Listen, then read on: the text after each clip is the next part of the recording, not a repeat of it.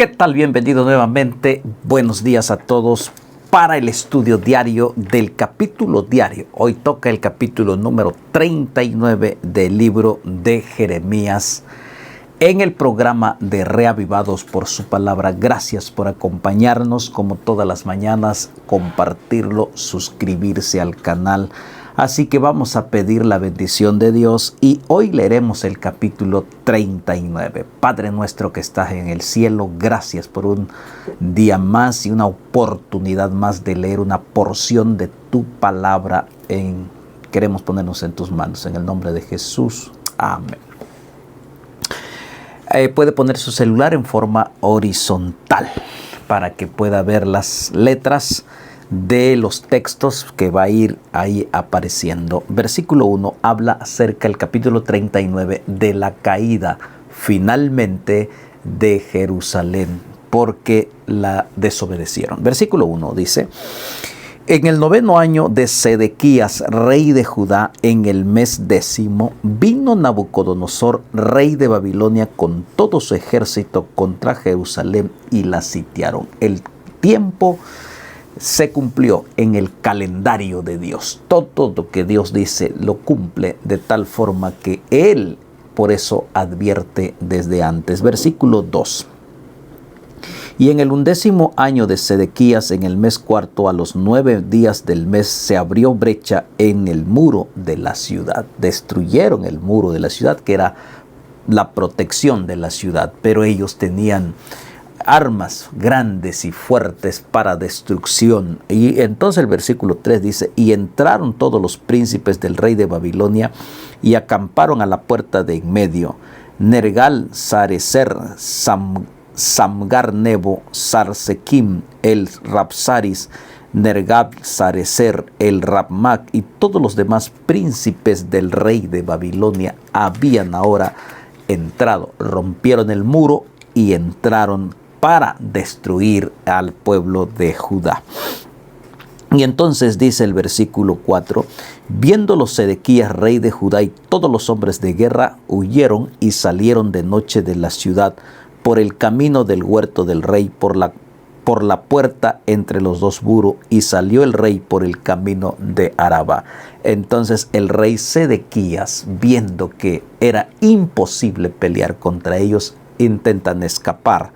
Y entonces dice, versículo 5, pero el ejército de los caldeos lo siguió y alcanzaron a Sedequías en los llanos de Jericó y le tomaron y le hicieron subir a Ribla en tierra de Amat, donde estaba Nabucodonosor, rey de Babilonia, y le sentenció. Nadie puede escapar de los juicios de Dios.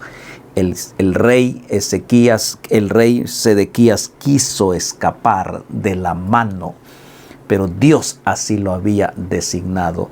Así que no tenía ya la protección del Señor, habían desechado completamente la bendición de Dios, así que intentaron huir, pero fueron tomados prisioneros, porque nadie puede escapar de la justicia de Dios. Y aquí la lección que encontramos: lo tomaron y lo sentenciaron. Y así sucederá cuando Cristo venga en el día del juicio. Siempre se está hablando porque es una advertencia. El que dará la sentencia es Jesucristo, nuestro Redentor, contra todos aquellos que intentarán esconderse, pero será demasiado tarde. Versículo 6, note la consecuencia de la desobediencia a nuestro Dios por sus indicaciones. Dice: y sacó los ojos del rey Sedequías, versículo 6 dice: y degolló el rey de Babilonia a los hijos de Sedequías en presencia de en Ribla, haciendo asimismo degollar el rey de Babilonia a todos los nobles de Judá. Qué terrible, terrible situación, destrucción. Tanta advertencia finalmente llegó. Y entonces el versículo 7 dice: y sacó los ojos del rey Sedequías y le aprisionó con grillos para llevarle a Babilonia. Allí terminó este rey rebelde. Sus hijos muertos, sus nobles degollados, y él con los ojos le sacaron los ojos y terminó completamente ciego. Entonces dice el versículo 8, y los caldeos pusieron fuego a la casa del rey, las casas del pueblo, y derribaron los muros de Jerusalén. Tremendo lo que él, Dios mismo, les había dicho, que delante de él no podemos escapar de su justicia. Versículo 9, y el resto del pueblo que había quedado en la ciudad y los que se habían adherido a él, con todo el resto del pueblo que había quedado, Nabuzaradán, capitán de la guardia, los transportó a Babilonia. Los que no fueron muertos fueron llevados cautivos por el rey a Babilonia. Versículo 10, pero Nabuzaradán, capitán de la guardia, hizo quedar en tierra de Judá a los pobres del pueblo que no tenían nada y les dio viñas y heredades. Así que no fue mala noticia para los pobres, sino que ellos fueron liberados. Muchos de ellos estaban oprimidos por estos nobles, por estos reyes. Y ahora llegó Nabucodonosor a dar libertad a esos pobres, les dio herencia. Por eso bienaventurados los pobres en espíritu, porque de ellos es el reino de los cielos. Hasta ahora, hasta aquí nuevamente se vuelve a cumplir. Aquellos que son pobres, físicamente y tal vez espiritualmente, porque reconocen que hay una pobreza y que solo Dios te puede enriquecer, bienaventurados. Porque aquellos que se creen que no necesitan de Dios serán desechados. Y entonces, miren lo que dice el versículo 11. Y Nabucodonosor había ordenado a Nabuzaradán, capitán de la guardia, acerca de Jeremías, diciendo, en cuanto a Jeremías, al profeta, Dios protegió a los pobres, a los menesterosos, a los que estaban oprimidos, les dio libertad. Entonces, ahora viene para la sentencia o el cuidado para su mensajero, para Jeremías, el que tanto lo habían maltratado, lo habían azotado, lo habían metido a la cárcel, lo habían metido en una cisterna entre el lodo, le habían hecho muchas cosas, le habían dado solo pan y agua para sobrevivir. Entonces, versículo 12 dice, tómale y vela por él. La indicación de Dios a través de Nabucodonosor hacia el capitán del profeta. Dice, tómalo y vela por él y no le hagas mal alguno, sino que harás con él como él te dijere. Qué bendición cuando tú estamos conectados con el Señor. Y todavía le dije, no le hagas daño. Y al contrario, obedécele en todo lo que él te diga, porque es el profeta del Señor. Y aquí se cumple una vez más la protección de Dios para aquellos que son fieles proclamadores de la palabra del Señor y se mantienen firmes a la obediencia y a la enseñanza del texto sagrado. Versículo 13. Envió por tanto Nabuzaradán, capitán de la guardia, y Nabuzazban el Rabsaris, Nergal-Sarecer el Ramat, y todos los príncipes del rey de Babilonia enviaron, versículo 14, enviaron entonces y tomaron a Jeremías del patio de la cárcel y lo entregaron a Gedalías, hijo de Ahicam, hijo de Safán, para que lo sacase a casa, y vivió entre el pueblo. Dios entonces permitió que Jeremías, que estaba escondido en el patio, fuese liberado.